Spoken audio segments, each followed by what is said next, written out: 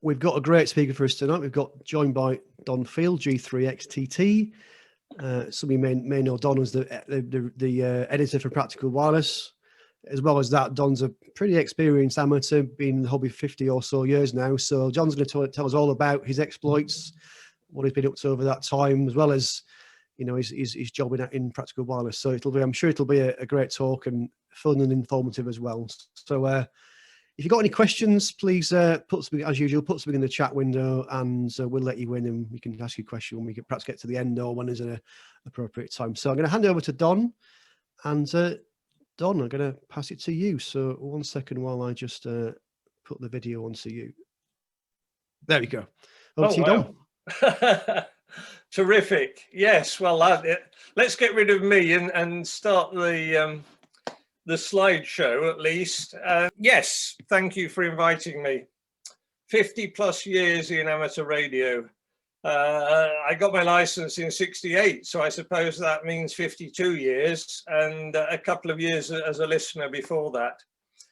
The picture here, incidentally, is one of the perks of being editor of Practical Wireless. I got to play with a 101D very early after it appeared in the UK, and that's also the SOTA Beams Morse thingy-majiggy, I can't remember what it's called now, on the desk there, which I was also reviewing. So that's quite nice to be able to do that sort of thing. But let's go back 50 odd years.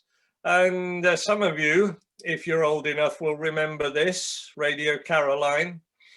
In the mid-60s, I guess, there was a spate of pirate radio stations operating from offshore the UK because the BBC was so boring.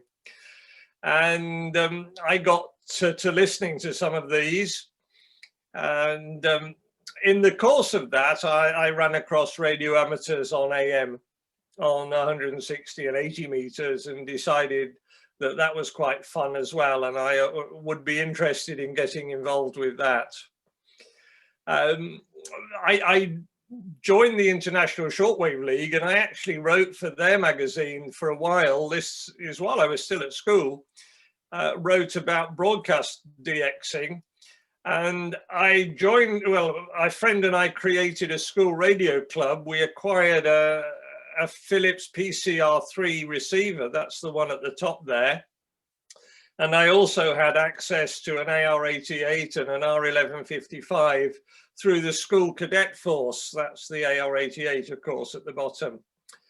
So I was able to indulge my hobby from school and eventually from home when I built up a station and got my license at the age of 16. The first radio I built for home was a Kodar Mini Clipper. It wasn't this one here, but I found this picture on the internet. Mine is long gone, but it had plug-in Denko coils, which you can see on here. Actually, if I get the laser pointer. So yes, the plug-in Denko coils and a valve and 3 variable condensers, as you can see, one for tuning, one for fine tuning, and one for regeneration, I guess.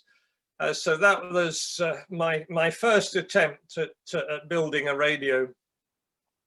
And I took the license exam in '68. And if any of you have taken the exam recently, this will look unfamiliar, but this was the paper I took in May of '68. And those of you who were around then will of course remember it. Written questions, written answers. And this was my first station when I got on the air in September of '68, having passed that radio amateurs exam and passed the Morse test. So I became a G3 immediately. I didn't go through the Class B process as so many UK amateurs did. And what you've got here is a Kodar AT5 transmitter, 10 watts of AM on 160 and 80. There's the power supply. This was a Lafayette KT340 receiver. I believe the circuit was very similar to the Trio 9R59, that was sold at the time. But to this Lafayette you built from a kit, and the dial looks quite different. And there's a Class D wave meter at the back there because we had to have some means of measuring frequency. And then this little box here was a home-built field strength meter, if I remember rightly. And you can see the XRAF Morse key here, microphone, and one of these, which I haven't used for many years now. It's a logbook, but of course I've been electronic logging for a very long time. I used to go out portable from time to time, and this was operating from Dunstable Downs in Bedfordshire, and you know, the UK viewers will be familiar with that place. I wasn't driving at this time. This would have been out with my dad and taking power from the car battery. I had an inverter power supply also for my Kodar AT5. And I think by then I'd acquired an Edison EC10 receiver, which was a solid state receiver, which would run off 12 volts. And here was my first QSL card. And funnily enough, just the other day, a Scottish amateur sent me a scan of one of these from 1969 that was sent to his father, who was licensed, and I'd sent to him back then for a QSO. So that brought back a few memories. I moved on very soon after because I felt a bit restricted on 160 and 80. So I bought a second-hand Heathkit DX100 transmitter. Now that was a proper transmitter, very, very heavy. The guy I bought it from lived in Derby. I was living in Northampton at the time, and he bought it on the back seat of his Mini. And how he got it in, I don't know, because getting it out was a challenge with two of us. Very heavy, 150 watts of AM and CW. So it had a big transformer and a big modulation transformer as well, and a pair of KT66s or something on them for the modulator. There's the EC10, there's the Lafayette receiver, and a KW Easy Match. And up here, if I remember rightly, this would have been a valve transmitter for 2 meters. So I was experimenting on VHF as well by then. But in 1970, I went off to university. I was there from 70 to 73 and was introduced to a bit more sophistication. This was a Yaesu or summer camp separates, the FL400 and the FR400, and some sort of homebrew linear there. So we had a bit of power and a much better, well, an SSB lineup as against AM and CW, and a multi-band vertical at that time. And it worked pretty well. We were near the peak of the sunspot cycle, and G5ATD, G5s were reciprocal call signs at that time. He was WA0BWM. And I think these days he's W0ZZ, John Ziccarelli, was a research student, and he introduced me to contesting, and I never looked back. We also, with that setup, believe it or not, did a couple of expeditions. This was a counties expedition to Scotland. There wasn't a lot of countries on 160 at that time, so people chased UK counties, and we went and operated from Nairn and Ross and Cromarty and Caithness. And you can see, you know, we took these valve radios, we took a diesel generator, and we activated various counties, mainly on 160 meters. And the following year, we went off and operated 160 from 4U1, HB9 and HB0. And this is the Scout campsite that we operated from just on the outskirts of Geneva. So that was quite fun as well. And that was, I guess, my first de-expedition in a sense. Moving on a little bit further, this was my first SSB rig. With my first salary, when I started work, my first month's salary, I went halves with my mother and bought a second-hand car. And with my second month's salary, I bought a second-hand FT101 Mark I. And the receiver here is an AR-77, which was a broadcast receiver that was supposedly based on the AR-88, but was nowhere near as good, but was affordable by the average listener, or the serious listener, I suppose. And you can see I'd also acquired a liner 2 for 2 meters at that time. So I could actually go on 2 meters SSB by now, which was getting quite sophisticated. And this was a pi Europa transverter on top of the 101. And that was for 4 meters.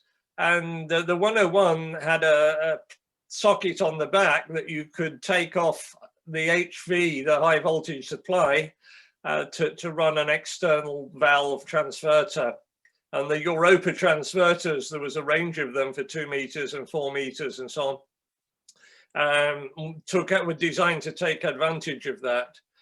Incidentally, the best thing that ever happened with my 101 Mark I was when the front end transistor blew, because it then stopped over-modulating all the, cross-modulating all the time, which they were horrendous for. I think they were designed originally for the Japanese mobile market, because mobile is huge in Japan, because a lot of people live in flats, in apartments, and can't put up permanent antennas. So that they were not designed to be used for fixed station use on big antennas, and they used to basically fall over every time they saw a big antenna. Anyway, from the 1980s on, I moved on from university. I got married. I did operate from the house where we first lived, but it was a bit limited. But then a few years later, we moved to this bungalow where I was eventually able to put up, as you can see, a 3-element Yagi. This was a J-beam TB3, probably not the best performance, but very solidly made. And that mast, which was a high-low mast, it was a wind-up, it's tubular, but it's not a pneumatic one. It's got a stainless steel cable. I bought that second-hand, and it lasted me for the next 30-odd years, so that was a good investment. And here you see it at my next QTH, which is where we were for the last 30-odd years, near Reading. And I think that was a butternut vertical in the background there. But you can see the 3-element Yagi on here and a 6-meter Yagi above it. And here was my station back in the, I guess, 70s, early 80s, which was an FT1000D. Still missed that radio. That was a very, very good radio. And none of the sort of fancy menus you have these days. Everything was there where you needed it. And I'd moved on by this time, as you can see, to a nice big linear, an Alpha 89. FT726 for 2 meters, and these were the days of packet radio. That was the PK232, and a Morse-matic Kia you can see over here. And guess what? I was using an iambic key. In my Cambridge days, when we were living there in the bungalow, I did a 48-hour CQ contest, CW contest with a straight key. And it was at that point I decided that I really needed to learn how to use an iambic key, because my arm was aching for about a week afterwards. That was another look at that QTH, the Reading QTH, where we moved from about 18 months ago. We lived there for a very long time. And you can see the setup. The house was kind of in the middle of the plot, which was about 1/4 of an acre altogether. And eventually, at some stage, I put up a 60-foot Versatower over here at the edge of the garden, which supported an inverted Alpha 160, and in the summer, a 6-meter Yagi. But after many years, I swapped that. This came down, and the Versatower was moved there.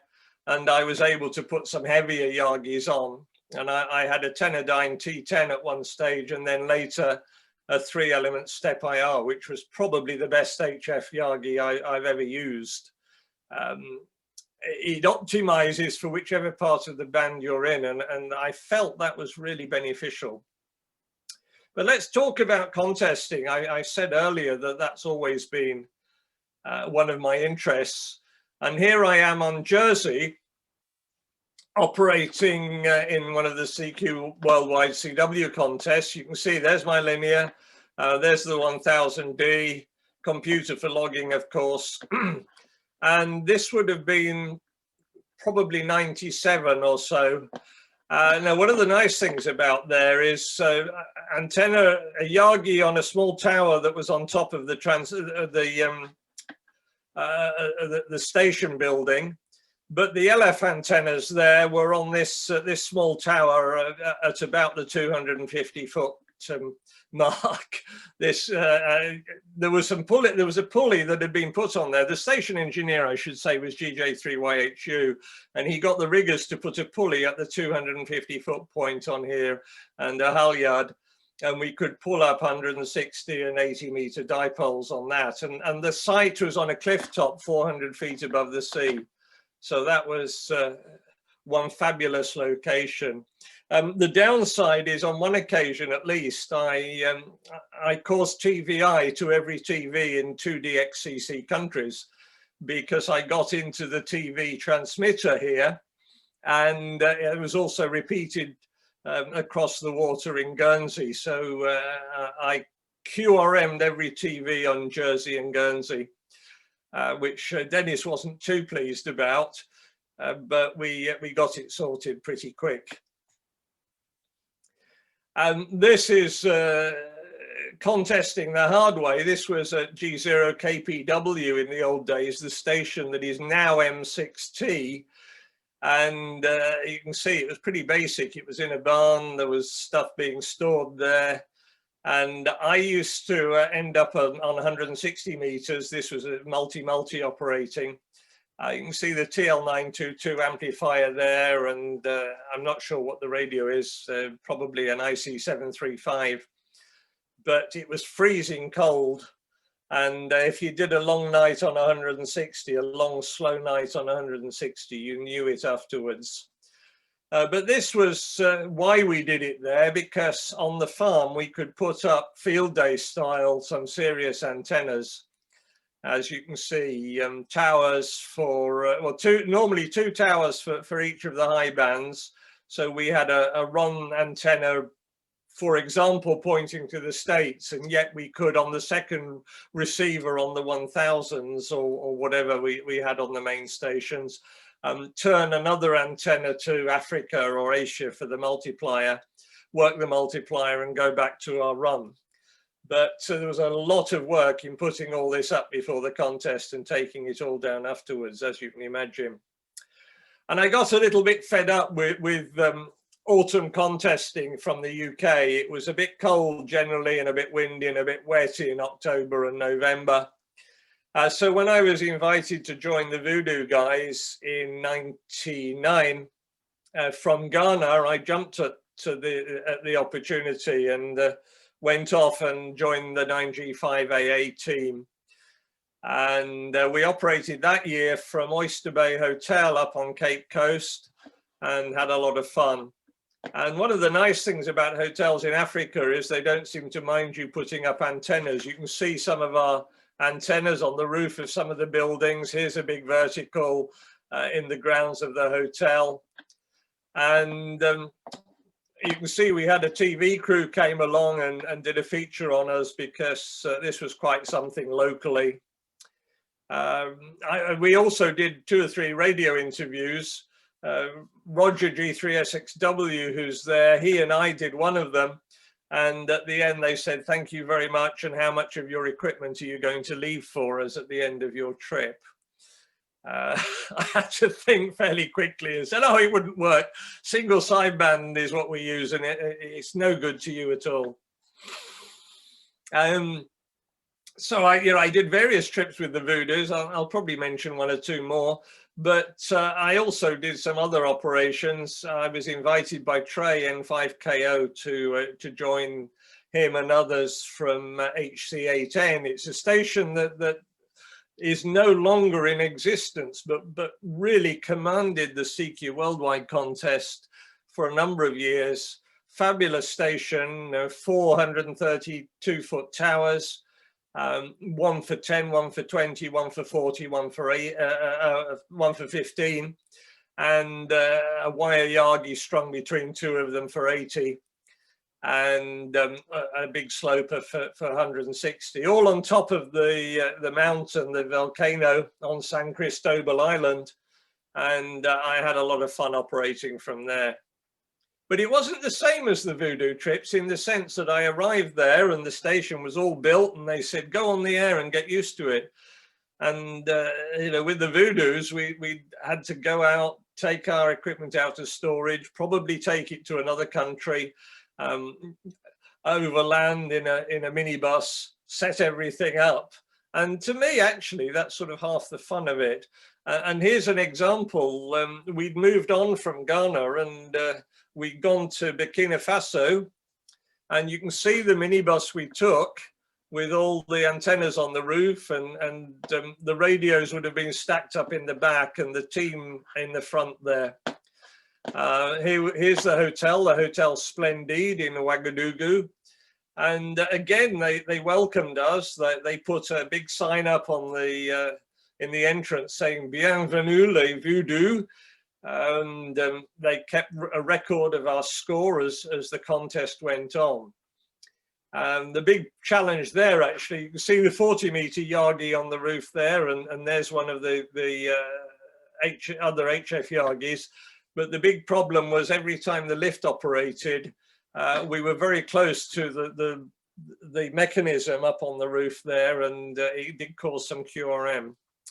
You can see the rigs we used to use are 930s on most bands and some very old alpha amplifiers. We left all of these in Africa year after year and moved them around from one country to another, although eventually they died a death and we started using K2s. And the amplifiers we were able to keep going. But eventually, for a number of reasons, we just gave up on Africa. But here's one more example. This was Niger in 2003. Again, you can see the bus that took us from Ouagadougou to Niger, where incidentally we were able to store our equipment in the Peace Corps compound, because the Peace Corps, chap in charge of the Peace Corps in Niger at the time was Jim Bullington. I can't remember his call sign, N4JB, I think. He was 5U5JB or 5U7JB perhaps. And he organized for us to leave the equipment there. And we, of course, gave a donation to the Peace Corps by way of a thank you. You can see some of the gear in this picture down on the right-hand side, and that's Lee KY7M operating. I should say the Voodoos were always a joint effort between some UK amateurs and a bunch of Americans, mainly from the Phoenix area. In fact, that's K5VT, Vince, who died a number of years ago, but was a very prolific DXer and contester and de-expeditioner. This was my last effort with them, although they carried on for a couple more years from Africa. This was Guinea in 2008. And that's Fred G4BWP operating. Again, you can see we've put antennas up on the roof of the hotel. There's the hotel there. It looks very nice, but very poor country and all sorts of problems. And, you know, I arrived in my room, thought, oh, this is pretty good. There's even a fridge in the room. I opened the fridge and the door fell off. And that was kind of how it went on. One story from there was that the rigs were getting far too hot, and we sent Roger off one afternoon to the market to buy some fans, not to keep the operators cool, but to keep the radios cool. But the Voodoos carried on, and indeed are still carrying on. And this was an operation from Kuwait, 9K2HN. We were invited by 9K2HN to operate from his station, very nice station up near the Iraq border, about 8 kilometers from the border with Iraq, believe it or not, in the north of Kuwait. And he built a very nice station, so we didn't have to take any gear. We were able to just turn up and operate. That's W6RGG and myself by the sign showing that we're on our way up towards Iraq. Since then, I've got involved in various other operations. I was invited in 2015 to go to Greece and operate with the SZ1A guys.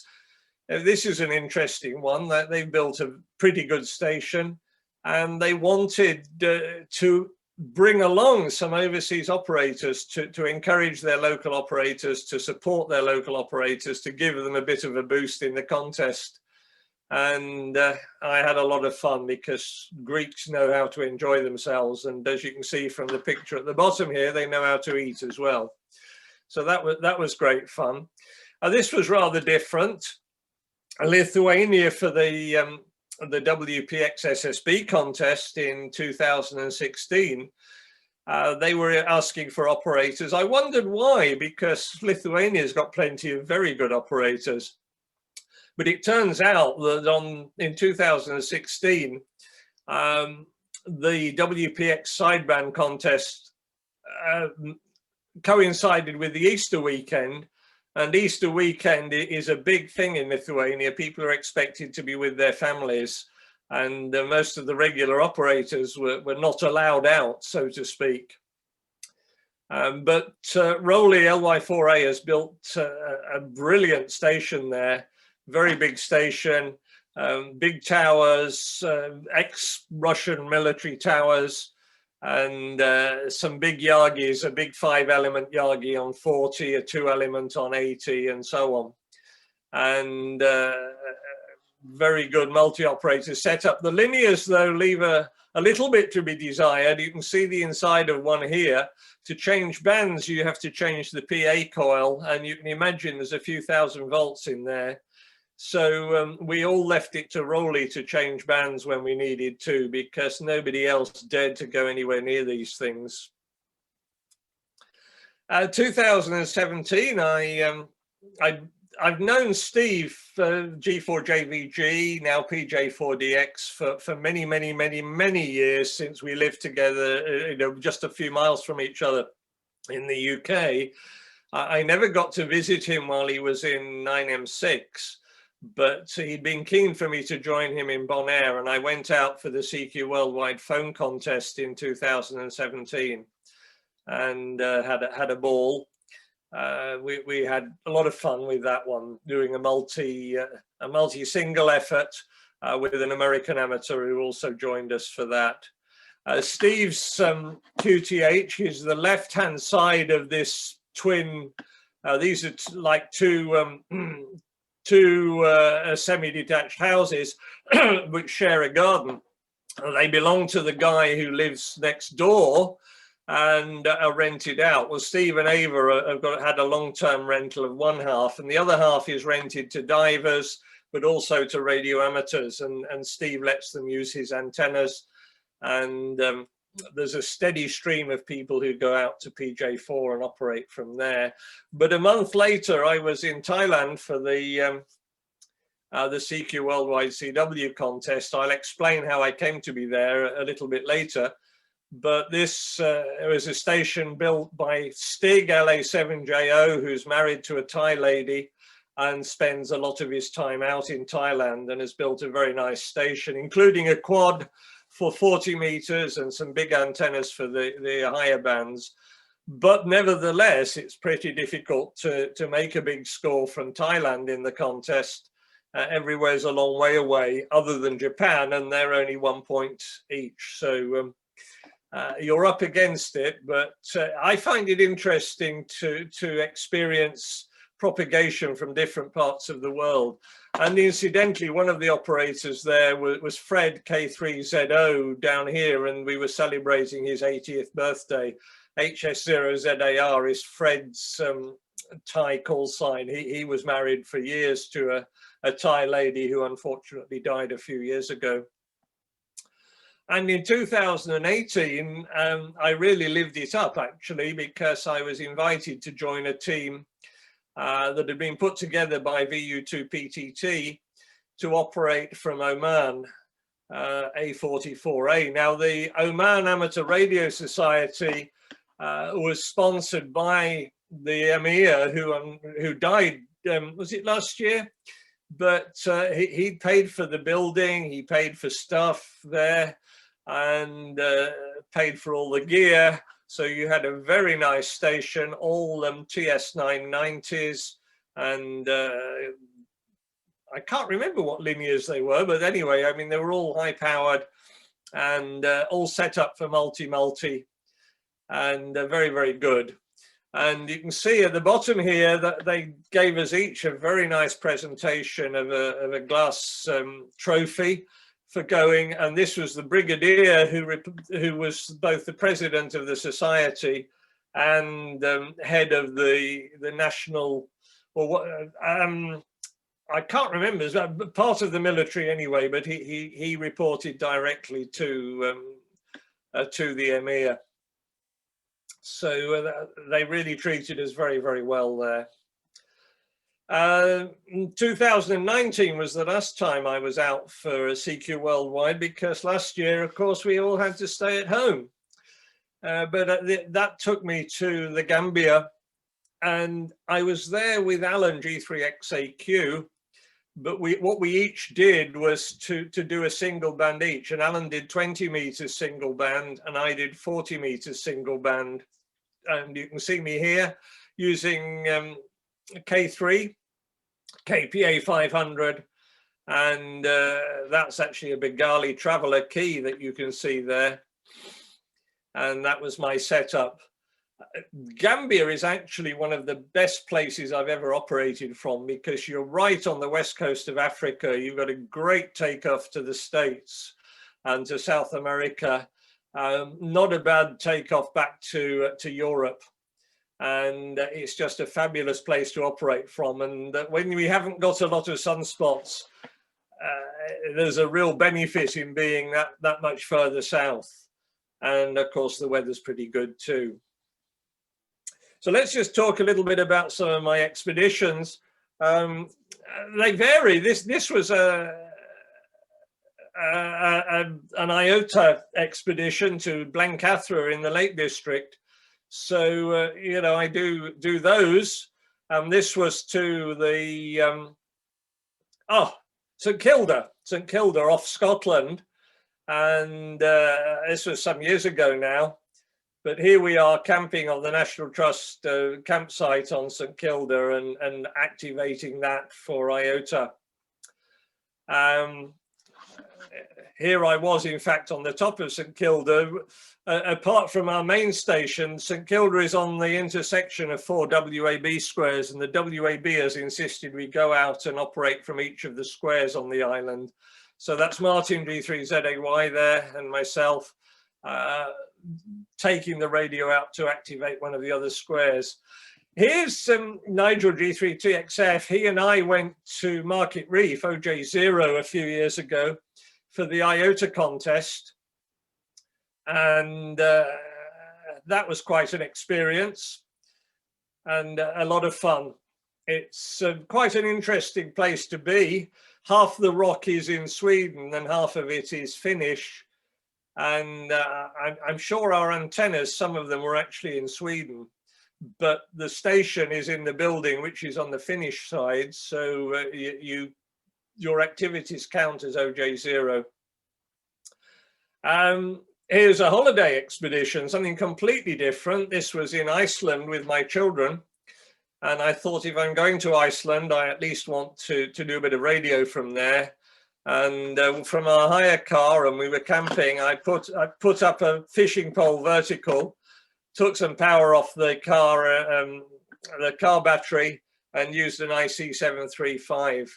The interesting thing about that was, what I hadn't realized is any fishing equipment you take into Iceland, you need a vet certificate to say that it's been sanitized. And of course, I knew nothing about this, so I didn't have any such certificate. So they were getting very difficult with me until I showed them the radio and the license, and convinced them that I wasn't actually there for fishing. And this was my first sort of serious, rare DX expedition, and this was with Chris ZS6EZ. He'd been nagging me for a few years. Chris and I go back a long way. To go down and join him for one of his trips. And we went to Walvis Bay, which was being handed back from South African administration to Namibian. So we took his trailer here with two 40-foot Roan towers on it and a whole lot of gear. And we operated, and from one location, we were able to operate as ZS9Z until the handover. And then the following couple of days, we were able to operate as V51Z before packing up. So 2 DXCCs for the price of one. Here's one of the towers up with a Yagi on top of it. That was Battle Creek Special, and the other tower over here. This was from a campsite near the coast. And I said to Chris, you know, how are we going to put up 2 40-foot towers with Yagis? He said, no problem, you're in Africa now. You just pay locals a few dollars each and they'll help you. And sure enough, that's exactly what happened. And of course, I then experienced that many times afterwards in other parts of Africa and Asia. But this was our first serious 5-star expedition. This was from Spratly Island. And G3NUG, who'd retired from Price Waterhouse, but as a very senior partner, always thought big. And he put together a team to go to Spratly 9M0C. And you know, even though it was our first expedition, we thought big. We got a monobander here for 20, a 4-square for 40. We tried a 4-square on 80 and so on. And we made something like 67,000 contacts. I think we're about the 4th biggest expedition ever at that time. And we learned a lot of lessons, which we put to use later. So that, for example, 3 years later, when we went to the Comoros, we decided none of these tri-banders, as we'd taken some tri-banders to Spratly, but we'll use monobanders, we'll have separate antennas for every band, and we'll ship everything out, as you can see, in a 20-foot shipping container. Here was some of the stuff in the shipping container beforehand. Here was the 80-meter 4-square, if I remember rightly, with full-size verticals. And that was the first expedition ever to make more than 100,000 contacts. It was right at the peak of the sunspot cycle. At one time, we had 3 stations running simultaneously on 10 meters, one on CW, one on SSB, one on FM. And I remember we worked a bicycle mobile in California and so on. I mean, those were the days. And here's a younger me with a young GU4YOX on that particular trip. So we were getting the hang of things by then, and 3 years after that we went to Rodrigues Island 3B9C and took even more hardware. You can see a stack for 6 meters here. We did some 6-meter EME. You can see a full-size 2-element Yagi for 30 meters here. And you can see some of the antennas scattered around the hotel grounds there. So that was quite ambitious. And then 3 years after that, 3B7C, which was even more difficult because 3B7, we were on an uninhabited island, unlike anywhere we'd been before, where we were staying in hotels. So this one, I mean, literally, we took all our antennas, put them up there, had to take generators. You can see our generator house here, 6 big generators. And this was the boat we went on over to there. And you can see Tent City down here. There was a building on the island, but we used that for the station. And we all lived in tents. So a little bit different from the hotel situations we'd had before, but we made something like 130,000 contacts, even though there were no sunspots in the time we were there. Now, one of the places we'd always wanted to go was the Pacific, but we were hoping to do that when we got a few sunspots back again. And eventually we got there, and this was to Christmas Island. There's two Christmas Islands, one's in the Indian Ocean, but this one's in the middle of the Pacific. You go to Hawaii, and then you fly south for 3 hours. The airline that flies there was Air Fiji. It goes between Fiji and Hawaii every day, but a couple of times a week it goes into Christmas Island. And the crew apologized when we got on and said because it was a short flight, they wouldn't be able to give us the full service. This was a 3-hour flight. To Bob GU4YOX, who was with me on that trip, he said, no, a short flight is the 5 minutes from Guernsey across to Jersey. Now, with this one, our container got stuck in Fiji. It never got to the island, and there was a big panic because people had booked their travel and so on. Well, Yaesu came up trumps and loaned us a whole lot of FT450s, and we took a whole lot of vertical antennas,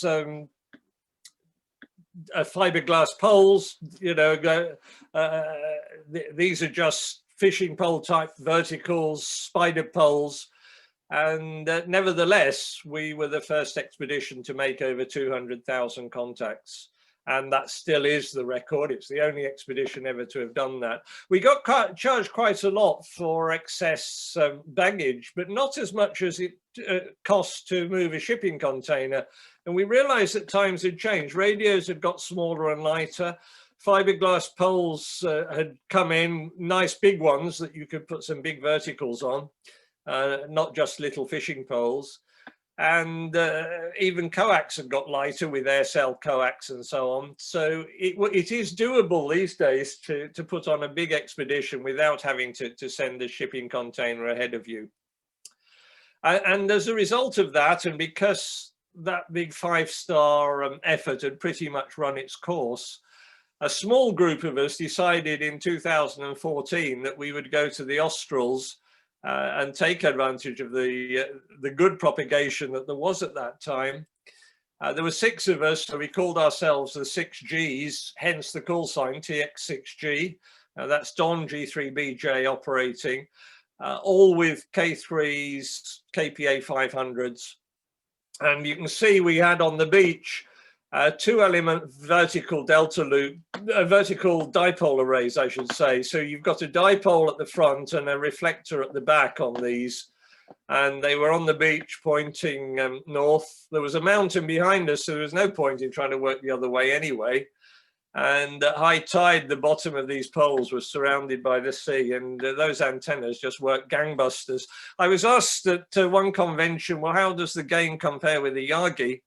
And of course, the answer is, well, a Yagi at the sort of height you can put it up on an expedition generally is maybe 30 feet or so, doesn't actually have anything like the low angle gain that these verticals have. And it's low angles you need when you're a long way from anywhere. This was a low-key expedition, just a holiday-style one to the Gambia in 2015, and this was the one that introduced me to the benefits of operating from the Gambia that I talked about earlier, the location and the propagation that you get from there.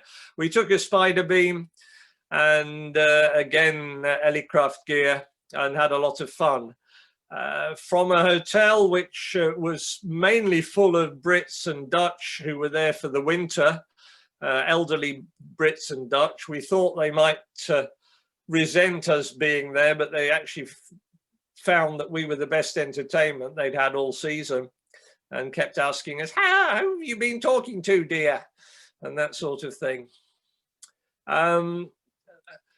with the 6Gs, I went to ZL7, as you can see, a few years later, and that was a fun expedition. But by then the sunspots were declining, and we had a bit of a struggle. The guys went a year or two later to the other Christmas island, to VK9X. I wasn't able to go with them on that one, but they really by then were finding it very, very difficult to operate from so far away from Europe. In contrast, in January 2018, I went with a group of friends to Cyprus to operate from the UK sovereign base areas. And again, the sunspots were not that good, but you're just off Europe, but you're rare. So we had a lot of fun with that one. And we went to initially with the thought of operating in the CQ Worldwide 160 contest, but turned it into a mini expedition. I've been involved with various special event stations over the years as well. This one was to commemorate the Titanic and operated from near Guildford. But let's talk about my writing now. Back in the early 80s, Jeff Watts had been producing the weekly DX news sheet, and then was unable to carry it on, ill health and his wife's ill health. And Martin G3ZAY and I, who were working in the same office at the time, said we would take it on. And we did that for a while. Here's Martin and myself and Gary V3XN, who was visiting. We had access to a very early word processor. This would be about 82, 83. And at the time, the BT unions, this was British Telecom we worked for, were not allowing the secretaries to use word processors. They hadn't agreed to it. So we had this to ourselves, basically. And very soon afterwards, a magazine called Amateur Radio came along. And I remember writing to them and saying, you've got this DX column in there, but the guy who's writing it doesn't seem to be very well informed. We do this weekly DX news sheet. Maybe he would like to subscribe to it. And the editor wrote back and said, actually, if you know so much about HF, why don't you just write the column? And that's how I got into writing for amateur radio magazines. And for the next 30 odd years, I wrote for one or another every month. Literally, I did not miss a month, because I went, as amateur radio folded, it so happened that G4JVG, who'd been writing the column for Ham Radio Today, went off to Papua New Guinea on assignment, and I took over from him for that magazine. And then a few years later, when John Alloway stepped down from writing the HF column for Ragcom, I took that one over and wrote that for Ragcom for about 13 years, I think, doing the HF column. And when I retired, took early retirement from BT, I had my arm twisted by the RSGB to update the operating manual, which turned out to be more of a complete rewrite. And then a year or two after that, I got involved in a project with Kerry G8VR, or G0LCS as he was at the time, to write a book about 6-meter operating. And that then became reprinted some years later as a 6 and 4-meter book. And then last year I updated it yet again, and has just been republished as the Magic Bands, a guide to 6-meter and 4-meter amateur radio. So when the post of editor of Practical Wireless was advertised about 8 years ago, I applied thinking, well, why not? It'll give me something to do in my my twilight years. And after a couple of interviews, they gave me the job. Apparently it came down to me, who didn't have any editorial experience at national level, although I'd edited various club magazines, including the CDXC one, or somebody who did have, but didn't particularly know amateur radio, whereas I was coming with close to 50 years at the time of amateur radio experience. And they decided it was easier to teach me to be an editor than to teach him amateur radio. So yes, I've been doing that for 7.5 years now, and I gather the magazine is still doing well. In fact, in the last year during lockdown, the number of readers has increased, and that's quite unusual for a magazine, although we all know that amateur radio had a boost during lockdown. I belong to a bunch of clubs, of course, and for a number of years I also managed, for 12 years I think, I managed the IOTA contest on behalf of the RSGB. I've attended lots of conventions over the years. This was a visit during one of the Finnish DX club, sorry, Finnish contest club get-togethers. That year they held it in Estonia, and we were able to visit the contest station of ES5 TV. As you can see, they do things in a big way over there. On the left here is his 15-meter tower with a stack of big Yagis for 15. He can actually bounce signals off the moon with that. I've also helped at IARU conferences. I was helping Don G3BJ when he was secretary of IARU Region 1 at the General Conference in Croatia in 2008, I see. And I like to attend events overseas as well as here in the UK. So this was why I was in Southeast Asia. You remember I said I operated from Thailand, but the week before I'd been in Cambodia at the CNET convention, the Southeast Asia Network Convention. These are a bunch of people who regularly keep in touch over the air around Southeast Asia and get together once a year, and the get-togethers move from one country to another around that part of the world. Also, we like entertaining overseas amateurs. This was Miss Bharati VU2RBI back in the 1980s on a visit to the UK. Here's a bunch of people off out to somewhere in the south, somewhere in the Antarctic, I should say. We hosted them and then took them to Bryce Norton, where they flew out to the Falklands. And here's a CDXC barbecue at our house a few years ago. And here I am in France for the 40th anniversary of the other CDXC, the Clipperton DX Club.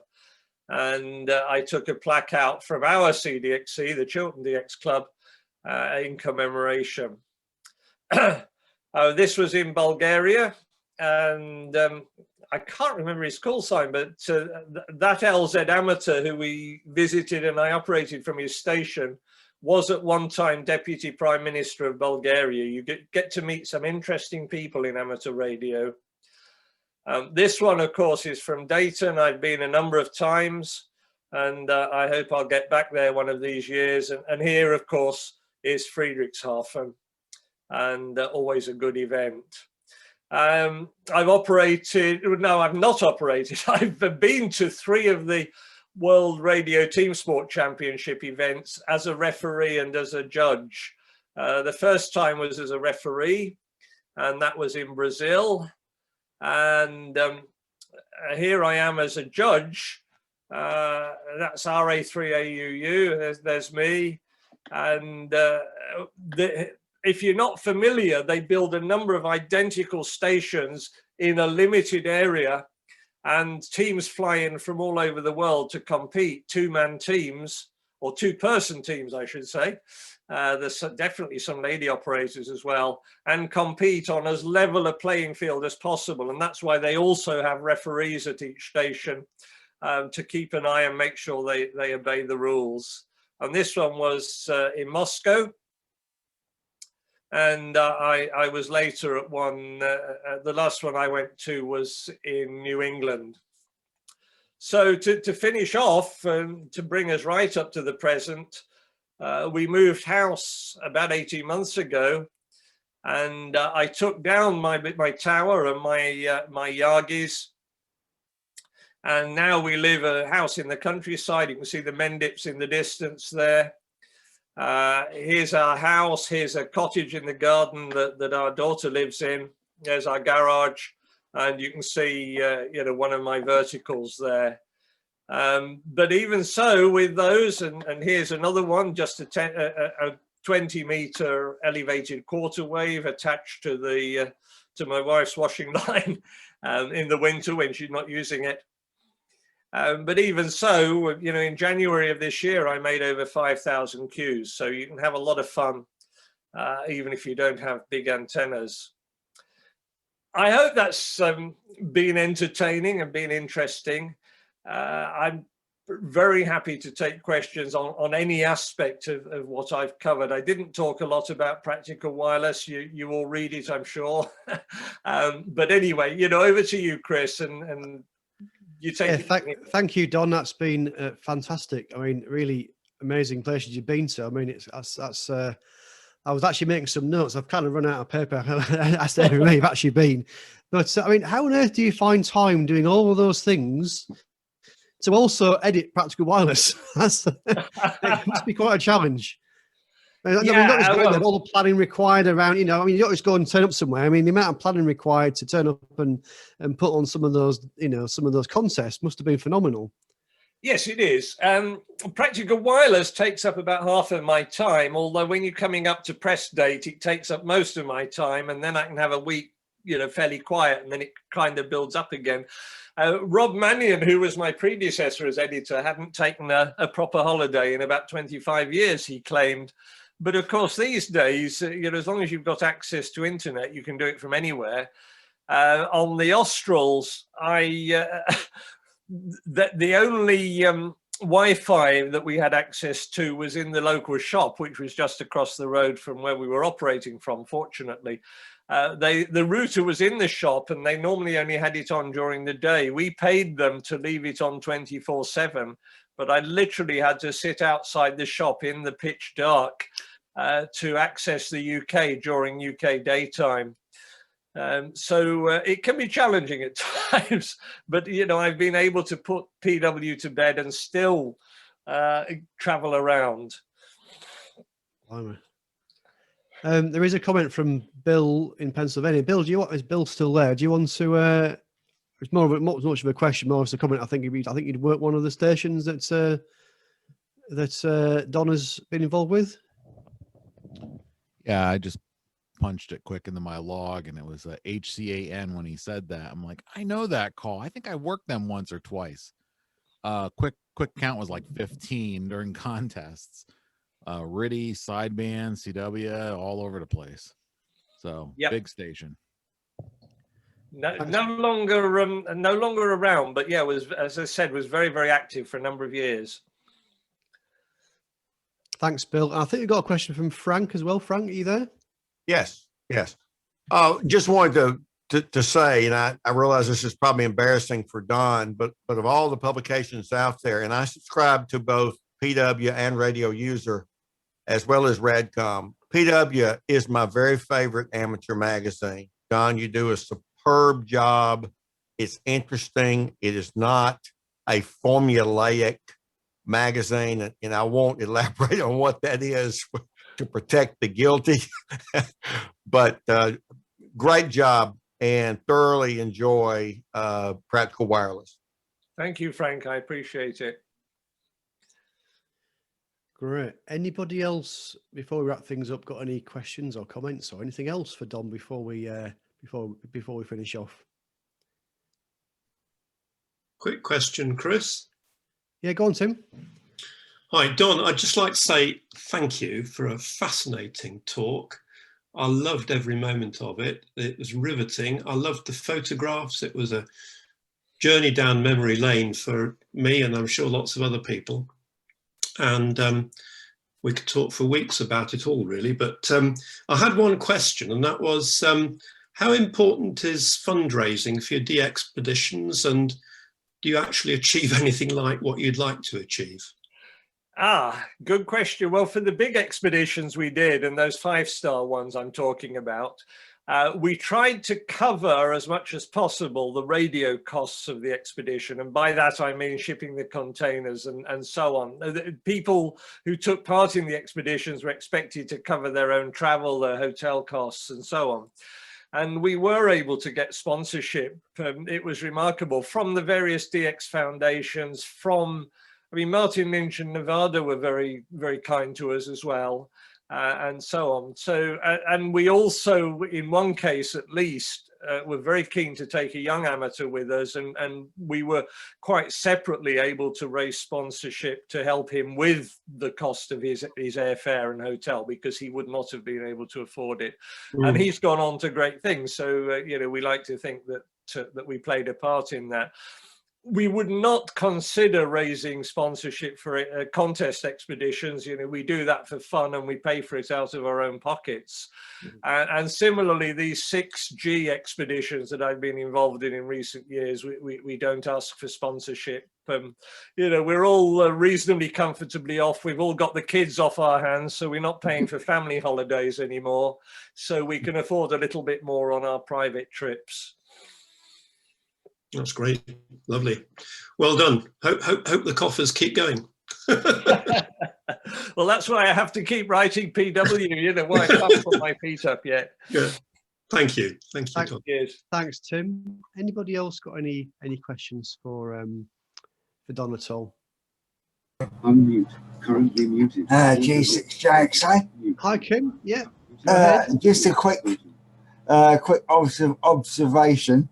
I noticed you ran the IC735. We do use one of those here a lot on HF. And also, did I spot? I think it's a Daiwa 7500 rotator controller in one of your videos. Yeah, I can't remember what controllers. Yeah, what? It's in the earlier days. Yeah, I think I had. I almost certainly had a Daiwa rotator at one time, and then more recently, I've had a Ham 4 rotator. Yeah, and the 735 actually was way ahead of its time as a portable radio. I'd had a 430 before that, which was rubbish, at least in a multi-station environment, because the synthesizer noise was so bad. But the 735 was a very clean radio for a portable one, and I remember using one in Ghana as well on a subsequent trip. Incidentally, my current radio at home is a 7610. I also have a 7300. I do have the Elecraft K3, as you saw, but I just use that for expeditions. I don't like it as a base station radio.